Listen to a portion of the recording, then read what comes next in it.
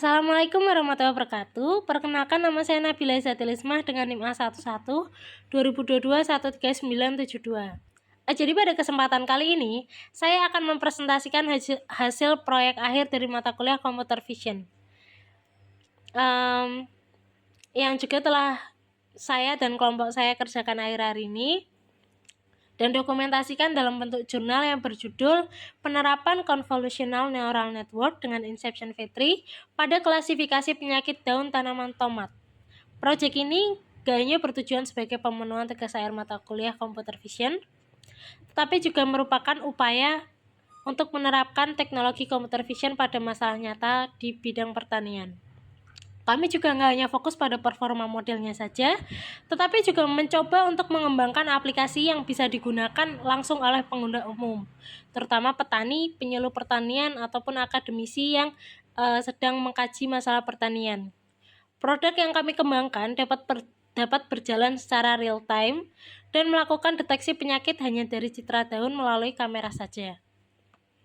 Sebagai tambahan informasi, project paper ini sudah kami submit ke Jurnal Nasional JTC, yaitu Jurnal Teknologi Informasi dan Ilmu Komputer yang terindeks Sinta 5. Dan saat ini statusnya sedang menunggu reviewer. Nah, tanaman tomat merupakan salah satu komoditas yang memiliki nilai ekonomi yang cukup tinggi di Indonesia. Tomat banyak dibudidayakan oleh petani karena permintaan pasar yang stabil dan proses penanaman yang relatif cepat. Namun, di balik potensi ekonomi tersebut, tomat sangat rentan terhadap berbagai jenis penyakit daun. Penyakit seperti bacterial spot, early blight, dan late blight dapat menyerang kapan saja, dan dampaknya itu nggak main-main buat tanaman tomat itu sendiri. Selain menurunkan kualitas hasil panen, penyakit ini tuh juga bisa nyebabin kerugian ekonomi yang sangat besar buat para petani yang mengurusi tanaman-tanaman tomat itu. Selain menurunkan kualitas hasil panen, deteksi penyakit yang lambat atau salah diagnosis itu bisa memperburuk kondisi lahan secara keseluruhan. Sayangnya, deteksi penyakit daun tanaman tomat di lapangan itu masih sangat bergantung pada observasi manual yang dilakukan oleh para petani. Teknik ini memiliki banyak keterbatasan. Yang pertama, tidak semua petani memiliki pengetahuan yang cukup untuk membedakan jenis-jenis penyakit pada tanaman tomat. Yang kedua, gejala penyakit seringkali mirip satu sama lain sehingga mudah tertukar dan salah dalam penanganannya gitu. Yang ketiga, pengamatan manual tentu tuh akan sangat memakan banyak waktu gitu, apalagi jika lahan yang dimiliki para petani itu cukup luas. Dari latar belakang tersebut, kami merasa penting untuk mengembangkan sistem yang mampu melakukan klasifikasi penyakit pada daun tomat secara otomatis dan akurat. Tujuan utama kami adalah membangun sistem berbasis deep learning yang mampu mengidentifikasi penyakit daun tanaman tomat dari citra, serta membuat aplikasinya agar dapat digunakan secara real time dengan kamera biasa. Harapannya, sistem ini bisa membantu para petani dalam mendeteksi dini pada tanaman tomat mereka. Arsitektur model menggunakan CNN Inception V3. Untuk menyelesaikan permasalahan tersebut, kami menggunakan pendekatan deep learning. Lebih spesifik lagi, arsitektur Convolutional Neural Network atau CNN. CNN merupakan salah satu jenis jaringan saraf tiruan yang sangat efektif untuk tugas klasifikasi citra. Arsitektur CNN yang kami gunakan dalam penelitian ini adalah Inception V3. Inception V3 sendiri adalah model yang dikembangkan oleh Google dan dirancang untuk efisiensi serta akurasi yang tinggi. Keunggulan utama dari Inception V3 sendiri adalah struktur modulnya yang memungkinkan pemrosesan fitur dengan berbagai ukuran filter secara paralel. Dengan kata lain, model ini mampu mengenali fitur besar dan kecil dalam gambar secara bersamaan. Kami memanfaatkan model Inception V3 yang sudah dilatih sebelumnya pada dataset ImageNet, kemudian kami modifikasi bagian atasnya agar sesuai dengan kebutuhan kami. kami menambahkan Global Average Polling 2D untuk mereduksi dimensi fitur, dropout sebesar 0,5 sebagai teknik regularisasi untuk menghindari overfitting, dan dense layer sebagai output untuk dengan jumlah neuron sebanyak jumlah kelas, yaitu 11 kelas, karena kami mengklasifikasikan 11 jenis penyakit pada daun gitu. Selama pelatihan yang saya dan kelompok saya kerjakan, itu sebagian besar layer dari Inception V3 kami freeze, artinya bobot dari layer tersebut itu tidak bisa berubah. Kami hanya melatih ulang bagian atas dari model layer tersebut agar efisien dari segi waktu dan resource. Mengingat pelatihan itu dilakukan tanpa GPU, jadinya sedikit berat. Dataset yang kami gunakan itu berasal dari situs Kaggle yang terdiri dari citra-citra daun tomat yang sudah dilabeli berdasarkan jenis penyakitnya. Totalnya ada 11 kelas yang terdiri dari daun sehat dan 10 jenis penyakit lainnya. Langkah pertama dalam preprocessing adalah resize gambar ke ukuran 299 x 299 pixel. Ukuran ini disesuaikan dengan input layer standar dari Inception V3. Setelah itu, kami melakukan normalisasi dengan membagi nilai pixel dengan 255 agar rentangnya berada antara 0 dan 1, agar model bisa mengenali variasi visual dengan lebih baik. Kami melakukan augmentasi data secara real time. Teknik augmentasi yang kami terapkan antara lain yaitu rotasi gambar, flipping horizontal, zoom, serta penyesuaian brightness. Augmentasi ini sangat membantu agar model tidak hanya mengingat pola gambar tertentu, tapi juga belajar dari variasi yang mungkin muncul di lapangan secara tiba-tiba. Dataset kami bagi menjadi 3 bagian, 80% untuk pelatihan, 10% untuk validasi, dan 10% untuk pengujian. Pembagiannya dilakukan secara stratified agar distribusi tiap kelas tetap seimbang di setiap subset datanya. Proses pelatihan model kami lakukan dengan mengatur beberapa parameter penting. Fungsi loss yang digunakan adalah categorical cross entropy karena tugas klasifikasi yang kami lakukan bersifat multi-class. Fungsi ini mengukur perbedaan antara output model dengan label asli dalam bentuk one-hot encoding. Optimizer yang kami pilih adalah Adamax, yaitu varian dari Adam Optimizer yang lebih stabil pada distribusi gradien yang tidak merata. Learning rate awal ditetapkan sebesar 0,001. Untuk mencegah pelatihan stagnan, kami tambahkan callback reduce LR on plateau yang otomatis menurunkan learning rate jika akurasi validasinya tidak meningkat. Batch size yang digunakan adalah 32 dan pelatihan dilakukan selama 10 epoch. Kami juga menggunakan callback early stopping untuk menghentikan pelatihan jika validasi itu tidak mengalami peningkatan setelah beberapa epoch. Kombinasi ini cukup membantu agar proses pelatihan menjadi efisien, tidak terlalu lama, dan tidak overfitting. Yang tadinya niatnya mau menggunakan 50 epoch, kita kurangi sedikit menjadi 10 epoch. Seperti itu. Dalam proses pengembangan model, tantangan overfitting menjadi perhatian utama. Karena itu, kami menerapkan beberapa strategi mitigasi yang dirancang agar model tidak hanya hafal data latihnya, tapi benar-benar mampu mengenali pola pada data yang baru. Pertama, kami menggunakan teknik data augmentation secara real time. Teknik ini sangat penting karena dataset kami terbatas. Dan augmentation dapat membantu memperluas variasi visual dari gambar daun. Misalnya gambar daun yang diputar, dibalik atau dikurangi tingkat pencahayaannya. Dengan begitu, model belajar dari banyak kondisi, bukan cuma satu jenis gambar saja. Yang kedua, kami menerapkan dropout sebesar 0,5 pada layer akhir. Fungsi dropout ini adalah untuk mematikan secara acak sebagian neuron saat training. Tujuannya agar model tidak terlalu bergantung pada pola tertentu dan mempelajari representasi yang lebih umum. Yang ketiga, kami membekukan atau nge-freeze sebagian besar layer dari Inception V3 ini. Ini dilakukan karena layer awal sudah cukup baik dalam mengenali fitur visual seperti tepi, tekstur, dan warnanya. Jadi jika kami latih ulang seluruh layer dari awal, model bisa terlalu menyesuaikan dengan dataset kami yang terbatas itu dan malah kehilangan kemampuan generalisasinya. Yang keempat, kami menggunakan 2 callback penting, yaitu early stopping, yaitu untuk menghentikan training otomatis saat validasi tidak meningkat lagi, dan reduce LR on plateau yang untuk menurunkan learning rate saat model mulai stagnan.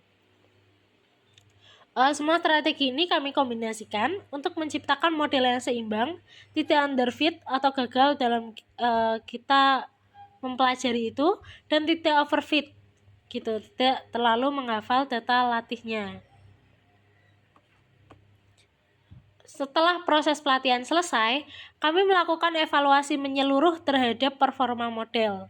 Evaluasi ini tuh sangat penting juga untuk memastikan bahwa model itu nggak hanya terlihat baik saat pelatihan, tapi juga mampu mempertahankan performanya ketika diuji dengan data yang belum pernah dilihat sebelumnya.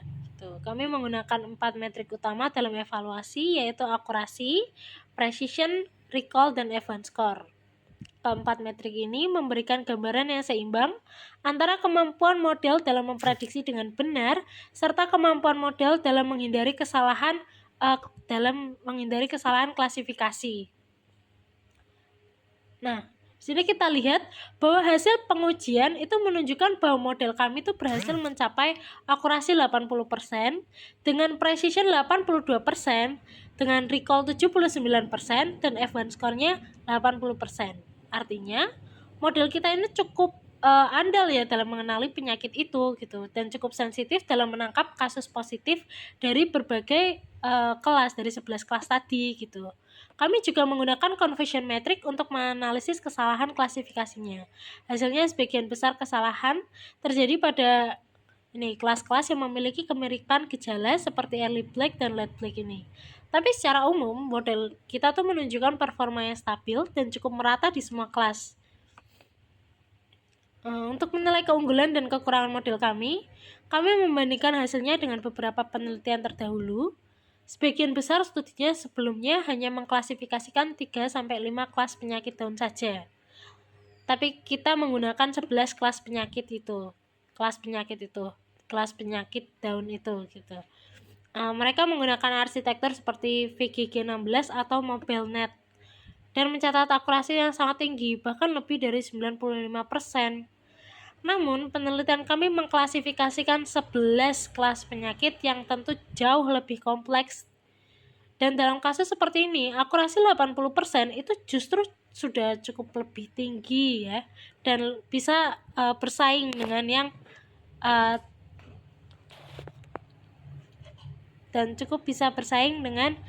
yang 3-5 kelas tadi gitu. Kami memilih Inception V3 karena kemampuannya untuk mengenali fitur-fitur multiskala dan kompleks gitu, yang sangat relevan untuk klasifikasi citra dengan banyak variasi seperti daun tomat itu. Untuk deployment, kami membangun aplikasi berbasis Streamlit agar bisa dijalankan di browser melalui handphone maupun laptop gitu ya. Model H5 ini dimod dengan cache agar tidak loading berulang. Nah, yang untuk ini ya, model tomat Inception V3 ini, frame dari kamera diproses seperti ini menggunakan Depth Predict Image ini. Hasil prediksi ditampilkan di atas video live kamera menggunakan CV2 put text ini. Nah, yang ini. Oke, pengguna hanya perlu ketikkan Streamlit run app app.py itu, dan aplikasi langsung bisa dipakai secara real time lewat browser tanpa install apapun lagi gitu. Kendala utama kami pada saat menjalankan ini itu adalah training model tanpa GPU, menyebabkan waktu pelatihan yang cukup lama dan lag saat kamera berjalan karena setiap frame diproses satu persatu. Solusinya itu kami menggunakan freeze pada layer bawah Inception V3, menambahkan early stopping dan reduce LR on plateau, mengaktifkan async transform through di web RTC underscore streamer, dan cache model dengan st.cache underscore research. Dengan itu sistem jadi lebih stabil dan ringan dijalankan di laptop biasa gitu. Dan dengan cara kami mengurangi epoch yang tadinya 50 menjadi 10 seperti itu gitu.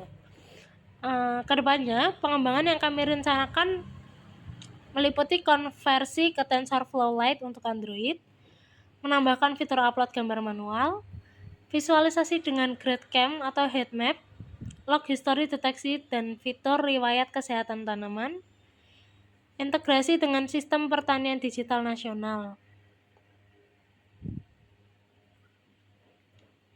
Sistem ini punya potensi besar untuk digunakan di dunia nyata. Skema yang kami usulkan adalah freemium atau gratis untuk deteksi biasa, berbayar untuk fitur lanjutan seperti log, ekspor data, dan rekomendasi perawatan, lalu distribusi melalui Dinas Pertanian, Koperasi Tani, atau platform pertanian online, kolaborasi dengan kampus, startup, agrotech, atau pemerintah daerah.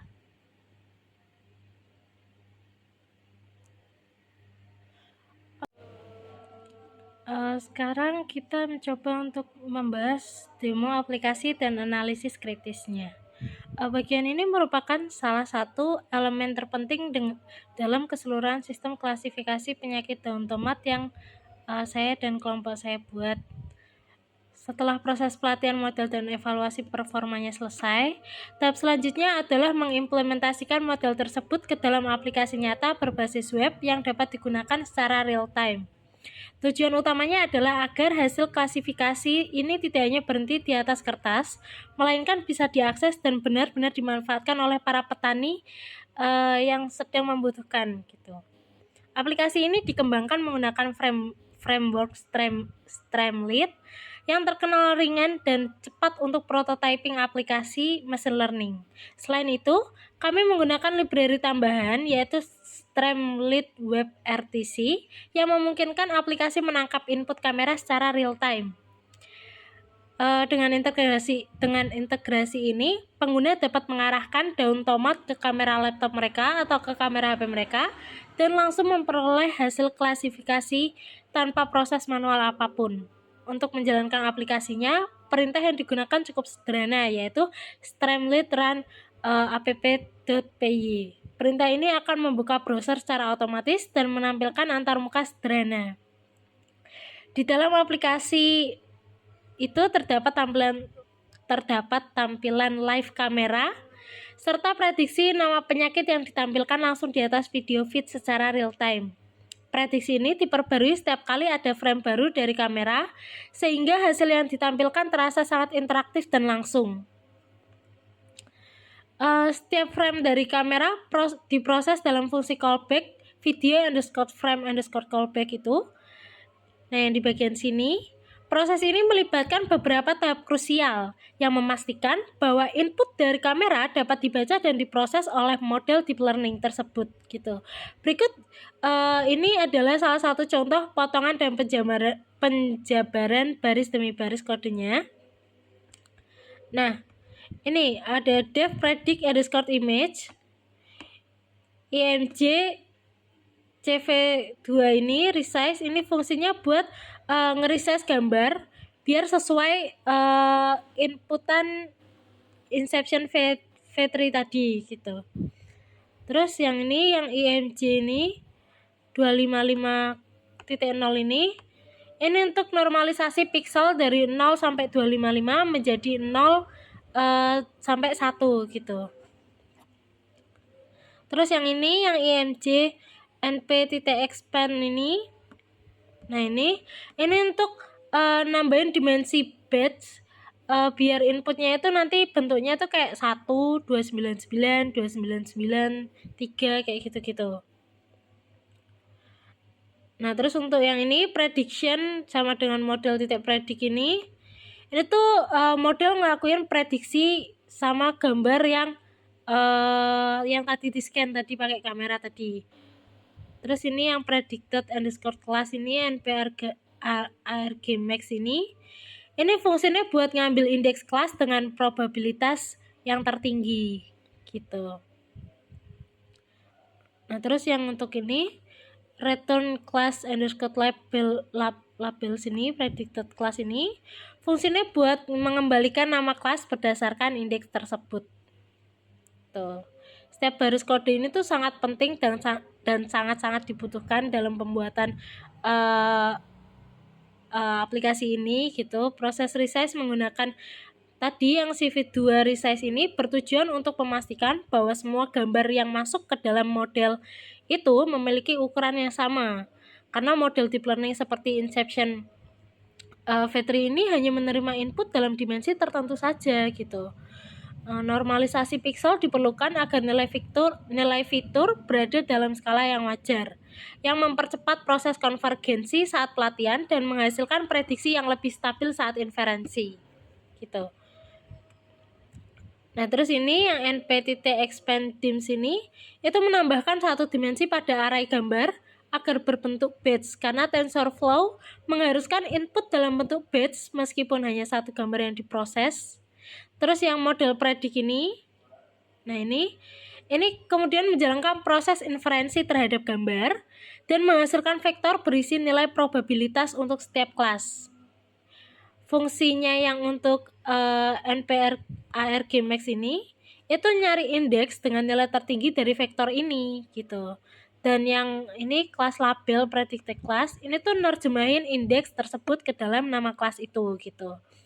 Fungsi ini dihubungkan langsung dengan video frame callback ini, video underscore frame underscore callback ini, yang berjalan setiap kali frame baru diambil dari kamera itu gitu. Dan cara ini, sistem itu dapat memberikan prediksi yang tepat dan cepat dan berkelanjutan terhadap video stream itu gitu. Nah, sekarang saya akan mencoba menjelaskan yang model dan catching. Model ini di-load hanya dengan satu kali untuk efisiensi menggunakan catching bawaan Streamlit-nya. Tuh. Ini add st catch resource ini. Nah, ini itunya apa namanya? Catching bawaan Streamlit-nya ya. Terus tanpa catching ini, setiap kali frame masuk, itu model akan dimuat ulang dari awal yang dapat memperlambat aplikasi secara drastis. Dengan ini yang st catch resource ini, model itu hanya dimuat satu kali saja saat aplikasi pertama dijalankan, lalu disimpan di memori sehingga proses prediksi untuk setiap frame itu bisa berjalan lebih efisien gitu. Nah, untuk menangani input kamera digunakan fungsi yang ini, WebRTC underscore streamer ini. Nah, sini kayak di sini itu tuh fungsinya untuk mengidentifikasi unik dari stream kamera itu gitu. Terus video frame callback ini itu fungsi utamanya buat memproses setiap frame videonya itu.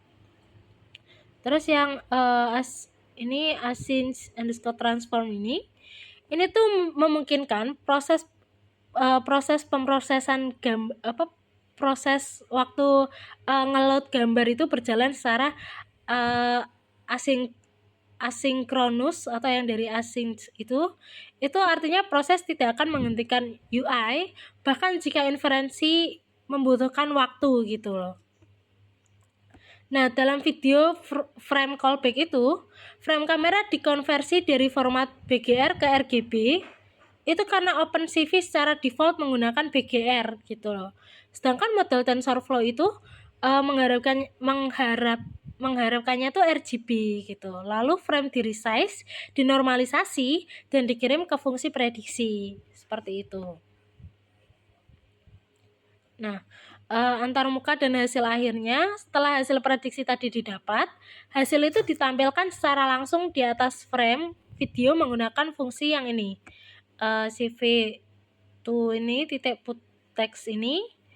Nah, yang ini teks ini tuh nunjukin nama penyakit serta tingkat kepercayaan model terhadap prediksi tersebut dengan menampilkannya langsung di atas video gitu. Pengguna atau user ini nggak perlu baca log atau output yang lain, jadi semuanya itu udah tersedia secara visual gitu. Kami juga nambahin fitur kayak sidebar yang nampilin deskripsi penyakit dan tombol untuk menghentikan kamera atau mereset deteksi itu gitu. Ini membuat interaksi pengguna itu lebih fleksibel dan lebih informatif gitu. Jadi ini saya coba buat deteksi.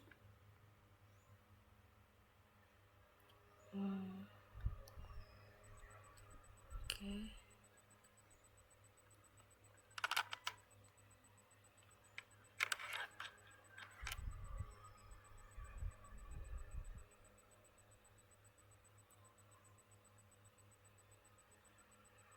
Jadi seperti ini bentuk websitenya, ini otomatis kedeteksi di sini ya.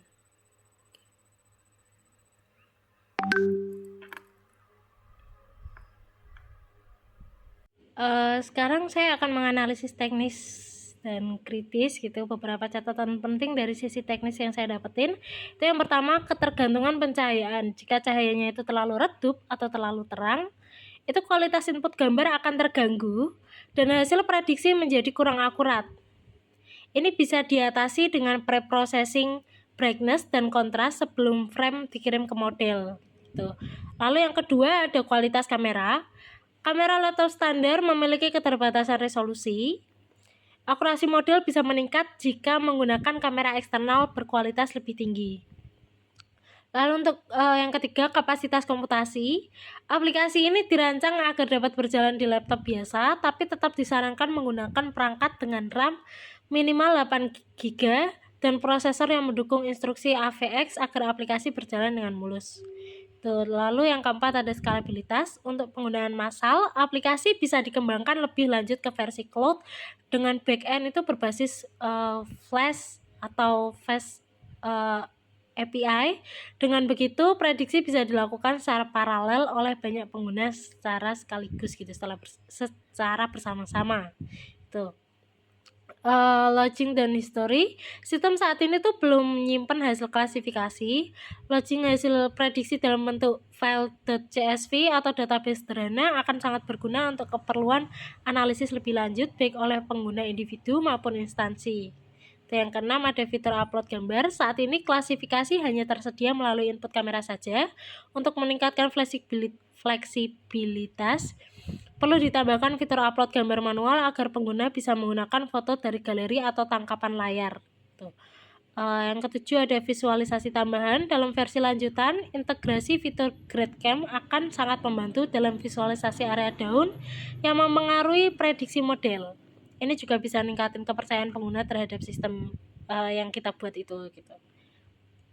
Kesimpulannya, dengan struktur dan pipeline yang sudah kami bangun tadi, aplikasi ini berhasil nunjukin bahwa model CNN berbasis Inception V3 itu nggak hanya akurat secara teoritis, tapi juga diimplementasikan menjadi sistem deteksi real time yang responsif, ringan, dan fungsional gitu. Dari proses input video, pre-processing, prediksi, hingga tampilan hasil secara langsung, semua elemen itu saling terintegrasi dalam satu antarmuka yang sederhana, namun ini tuh sangat efektif gitu. Ini bikin aplikasi kami tidak hanya cocok untuk keperluan akademik, tapi juga potensial untuk dikembangkan sebagai alat bantu yang nyata gitu di lapangan gitu. Langkah berikutnya mungkin kita akan memfokuskan pada pengembangan fitur tambahan seperti logging tadi, terus fitur unggah manual, terus rekomendasi penanganan penyakit, integrasi visualisasi GradCam, hingga konversi ke versi Android gitu, biar lebih gampang gitu buat buat digunain gitu. Dengan pengembangan tersebut, sistem ini diharapkan benar-benar dapat digunakan oleh petani di lapangan secara langsung, gitu, penyuluh pertanian maupun instansi terkait sebagai alat deteksi awal yang cepat dan efisien, gitu. Secara keseluruhan, proyek ini tuh memberikan pengalaman yang sangat berharga dalam memahami bagaimana model deep learning dapat diterapkan secara praktis. Tidak hanya belajar dari sisi teoritis dan codingnya saja, tetapi juga bagaimana menerjemahkan model ke dalam aplikasi yang nyata.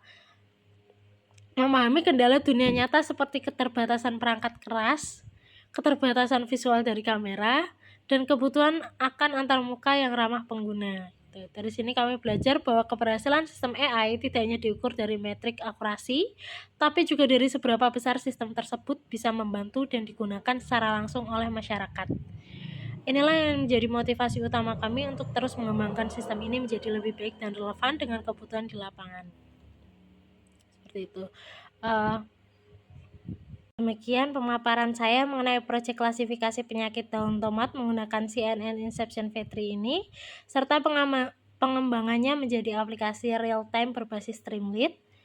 Proyek ini bukan hanya memberikan pengalaman yang luar biasa dalam menerapkan teori deep learning secara praktikal, namun juga membuka wawasan baru tentang bagaimana teknologi itu dapat dimanfaatkan buat menyelesaikan masalah di sektor pertanian, gitu. Saya menyadari bahwa sistem yang saya dari tadi jelaskan itu yang sudah kelompok saya buat itu masih jauh dari kata sempurna, namun dari berbagai uji coba, analisis, dan eksperimen yang telah kita lakukan, kami melihat potensi besar dari sistem ini untuk benar-benar membantu pengguna atau user akhir, khususnya untuk para petani dan penyuluh pertanian dalam proses mendeteksi dini penyakit pada tanaman tomat itu, gitu. Saya sangat berterima kasih kepada Pak Ricardus yang sudah mendukung proyek ini. Juga terima kasih kepada rekan-rekan kelompok saya atau teman-teman saya yang selalu bekerja sama dan tetap semangat selama proses pengerjaan ini, gitu. Semoga kedepannya aplikasi ini bisa kita kembangkan lebih luas lagi dengan fitur yang mungkin semakin lengkap dan performanya semakin optimal, gitu. Kami berharap hasil dari proyek ini tidak hanya berhenti di sini, gitu, tapi bisa menjadi awal dari solusi nyata yang bermanfaat bagi banyak orang, gitu. Terima kasih atas perhatian dan kesempatannya. Wassalamualaikum warahmatullahi wabarakatuh.